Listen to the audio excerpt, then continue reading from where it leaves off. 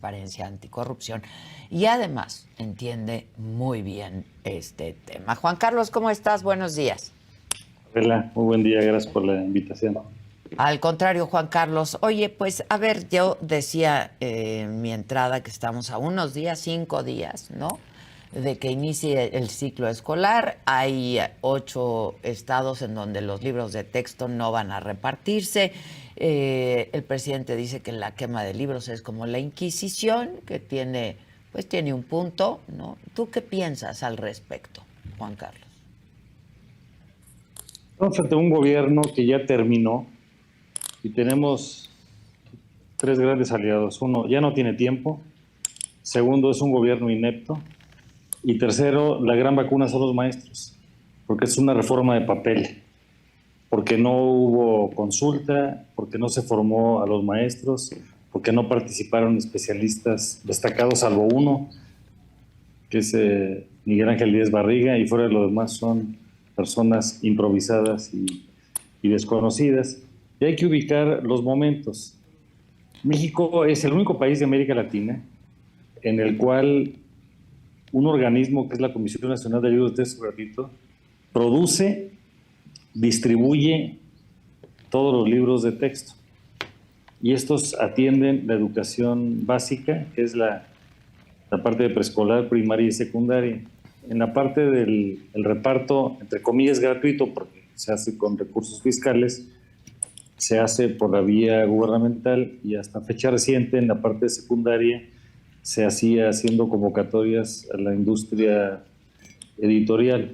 Las clases en el ciclo básico empiezan el próximo lunes, el 28 de agosto, y los gobernadores han mostrado tres posiciones.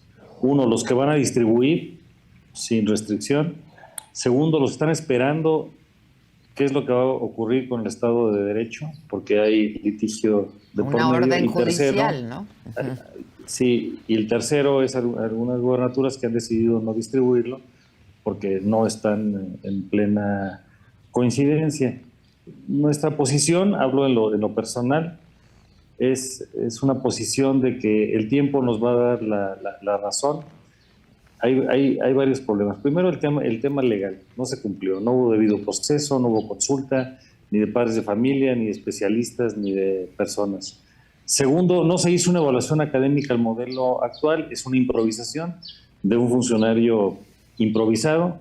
No merece más información. En su vida ha sido maestro de preescolar, primaria, secundaria, bachillerato o de una universidad en casos serios. Tercero, tiene un modelo pedagógico en donde, en lugar de poner a la persona al centro, pone a la comunidad al centro, que es un viejo modelo de los años 60, que es respetable, tiene algunas cosas valiosas, pero claramente insuficientes. Y luego sucumben a la tentación de la ideología, y hay pasajes que son absolutamente aberrantes, como referiría nuestro premio Nobel de Literatura, Octavio Paz: la ceguera biológica te impide ver, la ideológica pensar. Es un gobierno que no piensa, que no consulta y que tiene varios problemas. Y finalmente hay una serie de déficits. La forma en que confunden el saber popular con la ciencia, la disminución de las matemáticas, que están en el 2.3% de los textos. Mi sugerencia respetuosa es que, aunque sí hay una mala forma de diseño, y esto es una polémica muy grande, está el tiempo de nuestro lado, y los maestros no lo van a aplicar porque ni siquiera fueron consultados ni informados. Esa es una valoración. Desde luego no es para decir que el error es no significativo. Ahora, trasladando todo esto al cotidiano, ¿qué van a hacer los maestros en las aulas y qué van a hacer los niños en las aulas?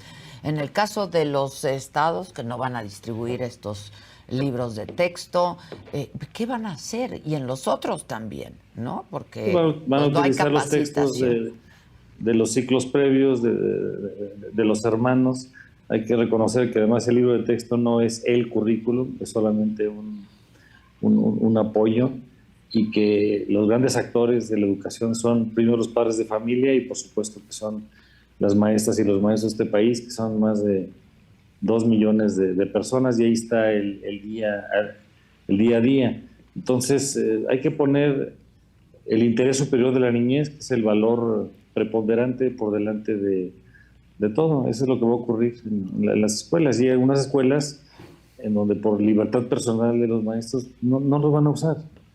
Pero evidentemente sí hay que hacer la batalla legal, hay que hacer la batalla académica para que esto se impida en algún momento, pero en el corto plazo no va a haber mucha afectación. Ahora, pues, ¿cómo van a acreditar los cursos en última instancia, no? Son dudas e inquietudes que surgieron en esta misma mesa el día de ayer. Los libros, pues, de los hermanos, de alguna manera, pues, ya están trabajados, ¿no? ¿Cómo se va a acreditar el grado, el curso? Los Si no maestros son es los que llevan reconocido por las la guías y SEP. los complementos. No, el maestro es el gran actor frente al alumno en el espacio escolar y seguramente lo va a ir resolviendo. No quiero caer en la leyenda negra de que todo está mal ni de rosa, que todo Sí, está sí, bien. sí, sí. Solamente estoy señalando que en los más de 145,000 planteles de este país, la realidad es que el maestro a su manera va a seguir conduciendo el proceso. ¿Cómo ves, eh, por ejemplo, la actuación de Chihuahua, ¿no? Uno de los estados que fue a la corte, donde gobierna una panista, que es Maru Campos? ¿Cómo ves esto? Y también lo que ha hecho tu estado, que es Guanajuato. A mí me parece correcta. Vivimos la aspiración de un Estado de Derecho y entonces cuando hay una falta a la Constitución y el artículo 3º de la Carta Magna establece la obligación de una consulta y no se hizo, y la Ley General de Educación también detalla más la consulta y no se hizo, pues una entidad federativa de manera responsable así lo asimila, así lo hizo Chihuahua, así lo hizo Coahuila, está en el marco de la Constitución, porque están invadiendo potestades locales. Lo que las gubernaturas hicieron es correcto. Ahora, tú decías en un principio de esta conversación, Juan Carlos, que estamos ante un gobierno corrupto, dijiste, y bueno, ineficaz por lo que entiendo, ¿no? Ineficiente por lo que entiendo también que quisiste decir. ¿Cómo ves el escenario político, Juan Carlos? Incierto, complejo, difícil y con una gran esperanza que se está levantando, sobre todo porque hay alternativas políticas que empiezan a hacerse cada vez más visibles. Por ejemplo, ayer, desde la Presidencia de la República, yo he sido víctima de un ataque de un comunicado de la Presidencia de la República, de un gobierno enfermo que no resiste la inteligencia y que ve la inteligencia como enemigo y que entonces empieza a denostar todo lo que ellos no alcanzan a explicar.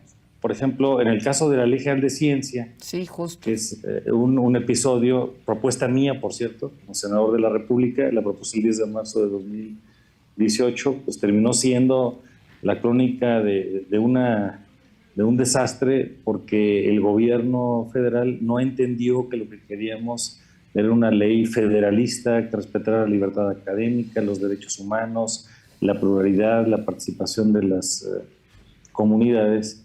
Entonces se proyectan, he estudiado esto, estudié psicología en algún momento, el presidente tiene una conducta de manual, provoca, miente y se hace víctima, y eso lo hace absolutamente en todos los temas, y están muy frustrados porque en el caso de la comunidad científica hay más de 1,000 amparos que se han interpuesto por violaciones de proceso y de contenido, y de estos más de 750 ya han conseguido suspensiones individuales e institucionales muy importantes, y la frustración estudiando la psicología es muy clara, provoca conductas como la agresión, la regresión, la fijación, la catarsis y la depresión y el abandono de sí mismo, porque no alcanzan a entender que México es plural y que la pluralidad es una divisa, no un mal tolerado. Por ejemplo, en el caso del Consejo Nacional de Ciencia, que tuve el honor de encabezar de 2006 a 2011, y ya por una tradición desde su creación en 1970, todas las decisiones son colegiadas. El director del CONACYT no decide una beca, un proyecto de investigación, todo se hace de una manera compartida. Y hay un tema muy importante que es el siguiente: todos los países que han tenido un gran desarrollo han hecho una cadena virtuosa de educación, cultura, ciencia, tecnología e innovación, y el motor de las economías es la innovación. La innovación es pensar en lo que nadie ha pensado. Nosotros, al frente del CONACYT, apoyamos 5,874 empresas, y además esto se hacía con una inversión pública y una inversión privada. ¿Cómo se hace en el resto del mundo? Con estímulos indirectos y estímulos directos. Los indirectos son a través de estímulos fiscales, donde la empresa pone una cantidad y se acredita un apoyo fiscal que puede ser equivalente, en este caso con un fondo concurrente, eran más de 4.500 millones de pesos, y que está previsto en la legislación fiscal. Y luego trabajamos en un programa especial de innovación con estímulos directos a las empresas, pero como tienen una vida en el Museo de Ecología Política del siglo pasado, y como diría Octavio Paz, se quedaron algunos casos estacionados en el ayer, pues no entienden que el pasado es un lugar de referencia y no es un lugar de residencia, y entonces empiezan a atacar y empiezan a decir cosas que son absolutamente insostenibles. Por ejemplo, que hay una ciencia neoliberal. La ciencia no es neoliberal. La ciencia es ciencia o no es ciencia, y se corrige a sí mismo. Sin adjetivos, pues. No tiene objetivos. La ciencia busca la verdad en un espacio de libertad, y aprovecho la ocasión de la entrevista para agradecer. Y si el presidente nos recibe para una réplica, si quiere debatirlo personalmente con un servidor, o nos quiere poner un funcionario en turno, en un ambiente ético, civilizado, propositivo, con datos y con información, con mucho gusto lo vemos. El espacio apropiado es la Cámara de Diputados. Lo acabamos de solicitar hace unos días. Soy miembro de la Comisión de Educación y la Comisión de Ciencia, y de manera respetuosa solicitamos que la Secretaría de Educación, en un régimen republicano de colaboración y separación de poderes, con el contrapeso legislativo, nos explique qué es lo que está pasando con los libros de texto, y la directora del CONACYT también. Esos han sido muy respetuosos. Jamás se ha atacado la investidura presidencial, ni la investidura de quien está al frente de la Secretaría de Educación Pública, ni tampoco al frente del Consejo Nacional de Ciencia y Tecnología. Pero lo que necesitamos es un espacio para dialogar y para construir. Por ejemplo, en lo nacional, el CONACYT está destruyendo los centros públicos de investigación, está desmantelando el posgrado nacional, y hay universidades como la UNAM, la Veracruzana,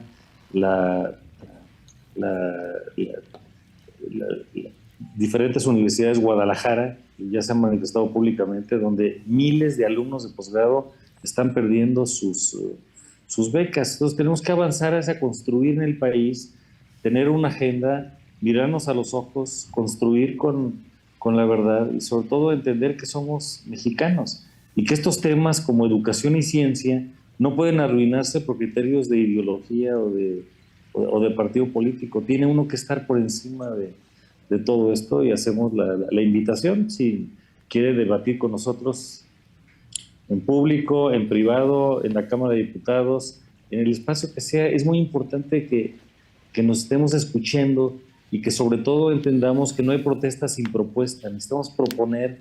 Entonces, esta es una ciencia que ayude a los problemas de la vida cotidiana, y esos problemas son el agua, el cambio climático, la biodiversidad, la alimentación, los desastres naturales, la pobreza, la desigualdad, el Estado de Derecho, las nuevas enfermedades, las nuevas energías alternativas, todo ese conocimiento que sirva para que podamos tener mejor bien ser y mejor bienestar. Y eso es el ánimo que nos inspira a nosotros. A propósito de todo esto, Juan Carlos, recientemente la presidencia emite un comunicado donde te acusan de ser parte de la oligarquía académica, ¿no? Que quiere invalidar justamente la nueva ley de ciencia, que es esto que tú decías.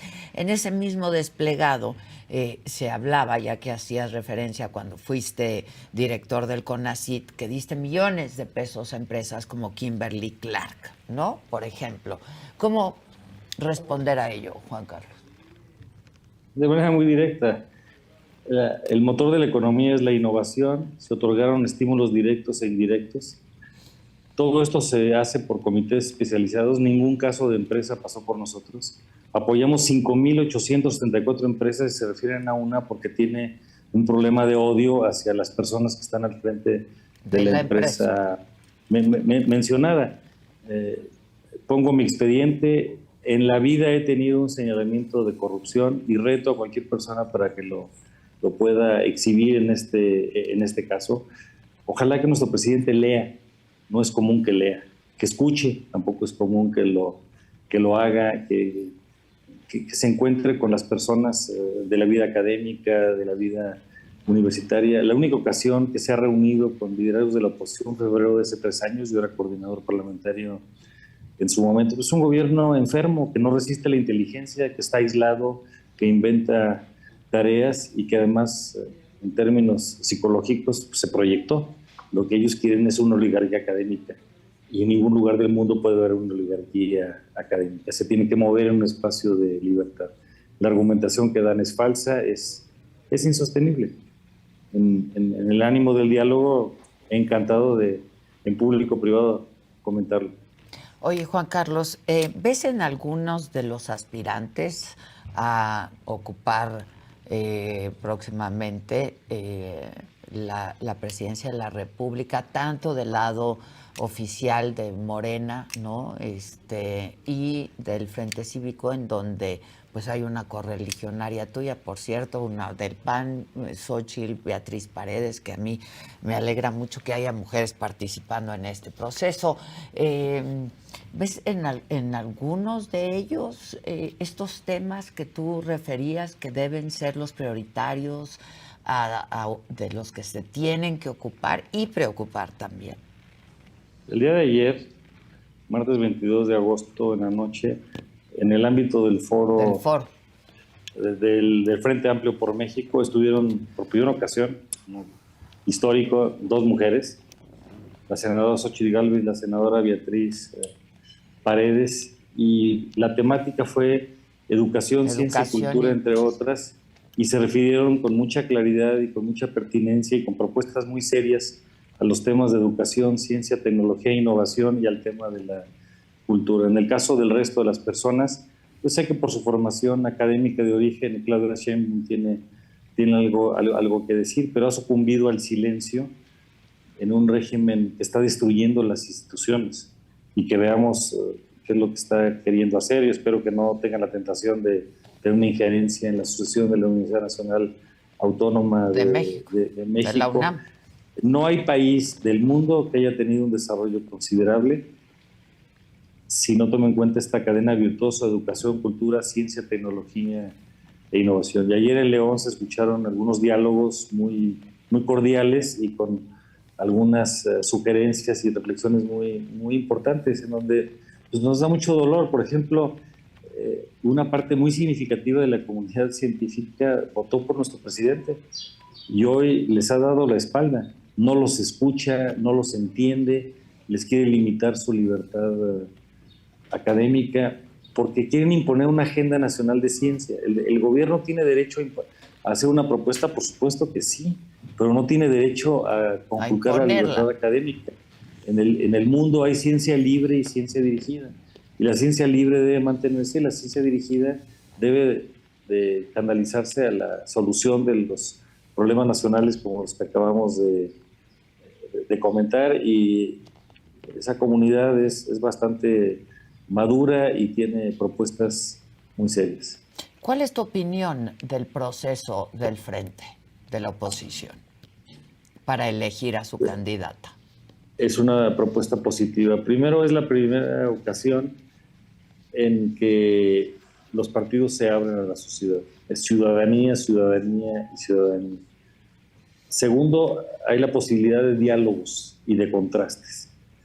Tercero, se ha hecho de manera pública, a diferencia de la otra parte, en donde cada quien anda por su lado, no hay diálogos, al final no hay una opinión interactiva. En el caso del Frente se están levantando encuestas, se están haciendo públicas. Esto es inédito en la vida nacional y además nos ha permitido ir filtrando personas aspirantes, y ahora tenemos 2 mujeres muy talentosas esto no lo habíamos visto en la historia del país. Y en lo con personal, en perfiles algún momento distintos, ¿no? con perfiles contrastantes, complementarios, que tienen un gran amor a México y que tienen una gran pasión de servicio, y que al final la ciudadanía es la que va a tomar una decisión. En lo personal, en algún momento tuve la aspiración y tuve la decisión personal que anuncié el 5 de julio, porque para mí el objetivo es derrotar por la vía electoral a un régimen autoritario, regresivo, inepto y corrupto. Y tiene esos signos que son muy lamentables. Nuestro presidente recibió un gran bono en su elección, con una elección ampliamente legitimada, pero pues lamentablemente ha ido desperdiciando esto en el camino, y hoy lo que necesitamos es generar esperanza y generar alternativas de solución a los temas que no estamos resolviendo. Uno, la pobreza, la desigualdad y una economía que no distribuye el ingreso. Segundo, y el anterior es el cáncer crónico que nos está lacerando: educación, salud, vivienda, agua, alimentación, seguridad social, conectividad. Segundo, el que más nos preocupa, que es la violencia acompañada por la inseguridad. Tercero, el que más irrita, que es la corrupción acompañada por la impunidad, y que necesitamos hoy mirarnos a los ojos y entender que todos somos mexicanos y que podemos tener visiones comunes y visiones diferenciadas, que México nos necesita, no tenemos derecho a fallar, y en esto necesitamos respetarnos todos y entender que México nos necesita y que el bien superior es encontrar soluciones para una vida más digna. ¿Cómo viste pues la salida del proceso de Santiago Krill hace unos días? Digna, reflexiva, poniendo el bien superior que es México, por lo que ha trascendido. Y he conversado principalmente con la senadora Gálvez. De hecho, la vi hace unos minutos porque estábamos en Guanajuato. Ella estuvo en Guanajuato el día de ayer, y ahora va a Guadalajara el siguiente foro, porque en el marco del frente, mañana jueves es el foro en Guadalajara, pasado mañana es el foro en Mérida, y luego habrá bendiciones. ¿No? Sí, así estuvo en Guanajuato anoche. Ayer, y hoy temprano, y me compartió que ya había dialogado con Santiago Krill, y habían acordado que quien fuera más adelante recibiría la declinación de la otra persona. Santiago en alguna etapa fue muy generoso, es quien propuso a Xochitl Gálvez, ¿sí?, para la candidatura en Miguel Hidalgo. Le han venido acompañando. Hay que entender que estas son competencias, no son guerras, y entonces necesitamos al final unidad, legitimidad y competitividad. ¿Y les alcanzará, Juan Carlos? Va creciendo, y la expectativa es de que sí nos va a alcanzar, y estamos muy motivados. Pues yo te agradezco como siempre mucho tu participación aquí, te mando un abrazo y muchísimas gracias, Juan Carlos. Estaremos México atentos. Nos necesita. A todos. Invitamos a todos los que registraron en la plataforma para que el domingo 3 de septiembre, que vayan a votar, de manera libre, vayan a exhibir su voluntad. Y los que están en el exterior, en el padrón de los mexicanos del exterior, el padrón B, ellos sí pueden votar por vía digital. Los que estamos en el territorio nacional tendrá que ser presencial. México nos necesita, no tenemos derecho a fallar. Y hoy lo que tenemos es que mirarnos como mexicanos, ya no dividirnos, sino pensar en soluciones de futuro. A nuestro presidente ya no hay que hacerle caso, ya tiene su lugar en la historia, ya no está proponiendo, no está convocando. No perdamos el tiempo en eso, construyamos caminos de esperanza. Qué bueno que lo mencionas, esto de que hay que ir a votar, porque hay mucha gente que dio su firma para alguno de los aspirantes, ¿no? Y cree que con eso ya basta. Y no, a partir de eso se hizo un padrón, ¿no? Entonces ahora hay que ir a votar. Es muy importante. Ahora, si no ¿dónde votas, va a haber casillas? Hay que estar informando a la gente, ¿no? Se va a dar a conocer esto en los próximos días. Ya, pues después así. Del foro de Mérida, se anunciará en los siguientes días la encuesta de qué es lo que opina la población en torno a estas dos mujeres extraordinarias. Se anunciarán los lugares, y son ciudadanos los que lo van a estar organizando. Organizando. Hay que ir a expresar nuestra voluntad. Te mando un abrazo. Gracias, Juan Carlos, y buenos días. Gracias. Muchas muy buen día. gracias. Gracias. Oigan, yo quiero hacer una precisión. Ahora entran mis compañeros. Pero quiero hacer una precisión y una aclaración. El domingo, medios locales de Jalisco reportaron la desaparición de 5 integrantes de una familia en Lagos de Moreno. Nosotros